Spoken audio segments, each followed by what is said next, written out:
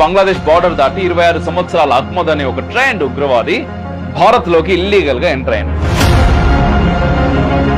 ప్రతిరోజు గుడి చుట్టూ 101 ప్రదక్షిణాలు చేస్తూ అక్కడికి వాడు వచ్చిన ప్లాన్ ఏందో ఎవరికి తెలియదు.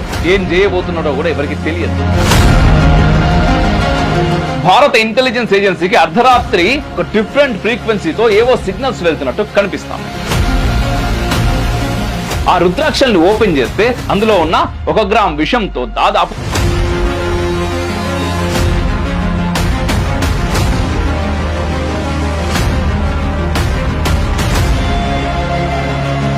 Based on real incident before Kumbh Mela 2016 అంటే 2016కు ముందు కుంభమేళా జరిగింది కదా, దానికంటే ముందు జరిగినటువంటి ఒక రియల్ లైఫ్ ఇన్సిడెంట్ నేను మీతో ఇప్పుడు షేర్ చేసుకోవాలనుకుంటున్నాను.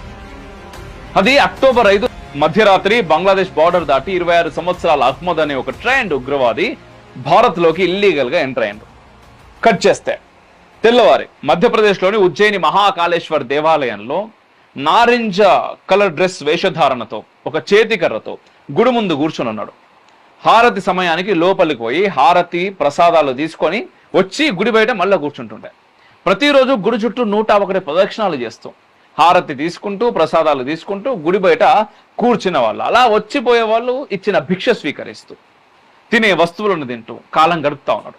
మొదట్లో అక్కడి దేవాలయ అర్చకులు, గుడి ముందు ఉన్న షాప్స్ ఓనర్లు కొంచెం తేడాగా గమనించిన తర్వాత నిత్య భక్తి శ్రద్ధలు చూసి వాళ్ళ మనస్సు మార్చుకొని ఆ అహ్మద్ అనే సాధువుతో మాట కలిపి మంచిగా మెలగడం మొదలుపెట్టారు. అక్కడికి వాడు వచ్చిన ప్లాన్ ఏందో ఎవరికి తెలియదు. ఏం చేయబోతున్నాడో కూడా ఎవరికి తెలియదు. ఎట్లా చేయబోతున్నాడో ఎవరికి ఎటువంటి ఆలోచన లేదు. కానీ వాడు వచ్చినప్పటి నుండి చేసేది మాత్రం భక్తి శ్రద్ధలతో సేవ మాత్రమే చేస్తున్నాడు. అలా మెల్లిమెల్లిగా అక్కడికి వచ్చిన భక్తులతో మాట గలుపుడు, గుడిలోని అర్చకుడికి సహాయం చేసుడు, అలా గర్భగుడితో సహా గుడిలోని ప్రతి అంగుళాన్ని లెక్కబెట్టిండు. చివరికి గుడి ఉన్న ఊరు ప్రజలను కూడా కలుస్తూ మాటలను గలుపుతూ దైవత్వాన్ని వివరిస్తూ వాళ్ళు ఇచ్చిన కొద్దిపాటి డబ్బులని తీసుకొని వచ్చి మళ్ళీ గుడి ముందు పడుకుంటుండే. అట్లా 3 నెలల్లో చుట్టూ ఉన్న ప్రజలని ఆయన వైపు ఆకట్టుకొని వారిలో ఒకటైండు. ఇదంతా చూస్తున్న గుడి ముందు ఉన్న ఒక షాప్ ఓనర్ ఒకరోజు అహ్మద్ సాధు దగ్గరికి పోయి, అయ్యా, నీ వయస్సు సన్యాసి అయ్యే వయస్సు కాదు కదా, నీలాంటి వాళ్ళు మంచి అమ్మాయిని చూసి పెళ్లి చేసుకోవాలి, నాతో పాటు ఉంటావా? నేను నీకు మంచి పని చూపించి మంచి పిల్లను ఇచ్చి పెళ్లి చేస్తా అని ఆ షాప్ ఓనర్ అన్నారట. అహ్మద్కి సంతోషం ఆగలేదు. కానీ దాన్ని బయట పెట్టకుండా నేను ఆలోచించుకొని చెప్తా అయ్యా అని ఆ షాప్ ఓనర్కి చెప్పిండు. కట్ చేస్తే తెల్లవారింది. అహ్మద్ అనే సాధు రూపంలో ఉన్న సాధువు హారతి కోసం గుడి లోపల వెయిట్ చేస్తున్నాడు. హారతి అనంతరం ప్రసాదం తీసుకొని దేవుడికి దండం పెట్టి ఆ షాప్ ఓనర్ దగ్గరికి పోయి, అయ్యా, నేను మీతో ఉంటాను, కానీ నావి కొన్ని షరతులు ఒప్పుకుంటానే అంటూ 3 కండిషన్లు చెప్పిండు. నెంబర్ 1, నాకు తెలిసిన వాళ్ళు ఎవరైనా దేవాలయం వచ్చి నన్ను చూస్తే మాట్లాడడానికి నాకు కొంత సమయం ఇవ్వాలి, అది మన ఇంట్లోనే. రెండవది, మా అమ్మా నాన్నలతో మాట్లాడడానికి నాకు ఒక ఫోన్ కావాలి. థర్డ్ వన్, నేను ఎప్పుడైనా ఇంటికి వెళ్తా అన్నప్పుడు నన్ను ఆపొద్దు. ఆ షాప్ ఓనర్ ఈ 3 షరతులకు ఒప్పుకున్నాడు. అహ్మద్కి కావాల్సిందే ఇది. ఇక్కడ వెంటనే పనిలో చేరిన అహ్మద్ ఆ షాప్ ఓనర్కి తోడుగా ఉంటూ పనులన్నీ నీట్గా ఓనర్ చెప్పినట్టు చేస్తూ ఓనర్ నమ్మకాన్ని గెలుచుకున్నాడు. మధ్యలో 2-3 ఇంట్లోనే కూర్చోబెట్టి తన రూమ్ లో 2-3 గంటలు మాట్లాడిండు. అంతా బాగా నడుస్తా ఉన్నది. అహ్మద్ సంతోషంగా ఉన్నాడు. అలా ఒక 2 నెలలు గడిచినాయి. కట్ చేస్తే భారత ఇంటెలిజెన్స్ ఏజెన్సీకి అర్ధరాత్రి 1 నుంచి 3 సమయం ఉన్నటువంటి ఆ టైంలో ఒక డిఫరెంట్ ఫ్రీక్వెన్సీతో ఏవో సిగ్నల్స్ వెళ్తున్నట్టు కనిపిస్తున్నాయి. ఆ సిగ్నల్స్ ని డీకోడ్ చేయడానికి ట్రై చేశారు, కానీ అవి డీకోడ్ కాలేదు. విషయ పరిణామం చాలా తీవ్రంగా ఉన్నదని అర్థం చేసుకున్న ఇంటెలిజెన్స్ బ్యూరో వెంటనే ఒక టీంని ఏర్పాటు చేశారు. ఎందుకంటే ఒక ఫ్రీక్వెన్సీ అది మన భారత సైన్యాన్ని దాటి వెళ్ళడం, మళ్ళీ వారానికి ఒకసారి సేమ్ టైంలో జరగడం అంటే విషయ పరిణామం చాలా తీవ్రం. టీం ఈ ఫ్రీక్వెన్సీని డీకోడ్ చేయలేకపోయారు, కానీ దాన్ని ట్రాక్ చేయగలిగారు. ఇవి ఉజ్జయిని నుండి బంగ్లాదేశ్కి వెళ్తున్నట్టు స్పెషల్ టీం ట్రాక్ చేసింది. ఇంకా ఈ ఫ్రీక్వెన్సీ వెళ్ళిన 2 నిమిషాలకి బంగ్లాదేశ్ నుండి ఆ ఫ్రీక్వెన్సీ వచ్చిన ఏరియాకి ఫోన్ కాల్ రావడం, తర్వాత మళ్ళీ బంగ్లాదేశ్ నుండి ఫోన్ వచ్చిన నెంబర్తో పాకిస్తాన్ లాహోర్కి పోతున్నది. వెంటనే స్పెషల్ టీం నుండి ఒక లేడీ ఆఫీసర్ని ఉజ్జయినికి పంపారు. ఆ సాధ్వి రూపంలో మహిళ అక్కడనే ఉంటూ గుడి లోపలికి వెళ్తూ వస్తున్న వాళ్ళని గమనిస్తూ అహ్మద్ పనిచేస్తున్న షాప్లో ప్రతిరోజు ఏదో ఒకటి కొనుగోలు చేస్తూ ఆ షాప్ ఓనర్తో మాట కలిపింది.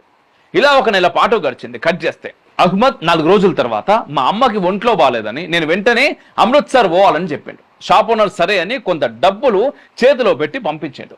అహ్మద్ ఉజ్జయిని నుండి ట్రైన్లో ఢిల్లీకి వచ్చిండు. ఢిల్లీ నుంచి బస్ ఎక్కి అమృత్సర్ చేరుకున్నాడు.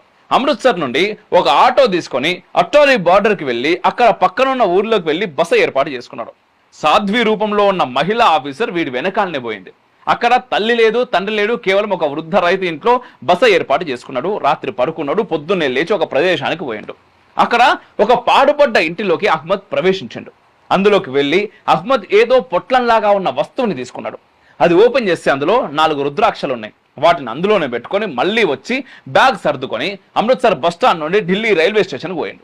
వెంటనే మన ఇంటెలిజెన్స్ టీం అహ్మద్ ని కస్టడీలోకి తీసుకున్నారు. ఆ రుద్రాక్షల్ని ఓపెన్ చేస్తే బయటపడింది ఒక చిన్న ప్యాకెట్ లో ఒక పొడి. అందులో ఉన్న 1 గ్రామ్ విషంతో దాదాపు 200 మందిని చంపొచ్చు అని ఇంటెలిజెన్స్ ఆ విషయం చూసి షాక్ అయింది.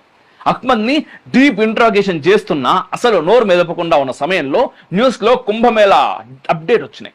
ఏప్రిల్ 22 నుండి మే 2026 వరకు కుంభమేళా జరగబోతున్నది. అంటే ఈ టెర్రరిస్ట్ల ప్లాన్ ఏంటి అంటే, ఆ విషంతో కుంభమేళాకి వచ్చిన భక్తులు మహాకాళేశ్వర్ మందిరానికి వచ్చినప్పుడు ఈ విషంతో ఉన్న ప్రసాదాన్ని ఇస్తే దాదాపుగా రోజుకి 200 నుంచి 400 మంది చనిపోతారు. అట్లా భారతదేశంలో సనాతన ధర్మం మీద ద్వేషం, మత ఘర్షణలతో గవర్నమెంట్ వీక్ అయిపోతే బార్డర్స్ లోని సెక్యూరిటీ దేశంలోకి వచ్చి ఘర్షణల్ని కంట్రోల్ చేస్తున్నప్పుడు బయట నుంచి అటాక్ చేయొచ్చు. లోపల గొడవలని, బయట అటాక్ ని తట్టుకోలేక భారతదేశం పాకిస్తాన్ హస్తగతం అవుతుంది అని. దాంతో భారతదేశంలోని హిందువులని చంపి మొత్తం ముస్లిం రాజ్యంగా చేయాలనేది వీళ్ళ మాస్టర్ ప్లాన్. కానీ నిజంగా మన ఇంటెలిజెన్స్ బ్యూరోకి హ్యాట్సాప్ చెప్పాలి. మొన్న పహల్గామ్ దాడిలో మన ఇంటెలిజెన్స్ ని, మన వ్యవస్థని తప్పుపడుతున్నటువంటి జనాలందరికీ కూడా నిజంగా ఇట్లాంటి ఇన్సిడెంట్స్ చూపించాలి. ఇట్లాంటివి బయటపడనివి ఇంకా ఎన్నో ఎన్నో ఎన్నో ఉన్నాయి. ఇది బయటపడ్డది. ఖచ్చితంగా దీనికి సంబంధించినటువంటి వివరాలను మీరు గూగుల్లో కూడా సెర్చ్ చేయొచ్చు. చూసిర్రా? అందుకోసమే జాగ్రత్తతో ఎవరుండాలి, మన పక్కన ఎవరున్నారు, ఎవరి కోసం పనిచేస్తున్నారు, మనం ఏం ఆలోచిస్తున్నాం, ఎంతసేపు నేను నేను నేను సరే నువ్వు బాగుండాలంటే నీ పక్కన కూడా బాగుండాలి, నీ దేశం బాగుండాలనే విషయాలని ఎవరు పరిగణలోకి తీసుకోవాలి? మనమే తీసుకోవాలి. జై హింద్, మేరా భారత్ మహాన్.